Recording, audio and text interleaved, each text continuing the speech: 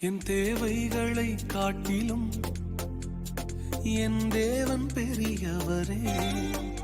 என் சூழ்நிலையை பார்க்கிலும் என் ரட்சகர் பெரியவரே. என் தேவைகளை காட்டிலும்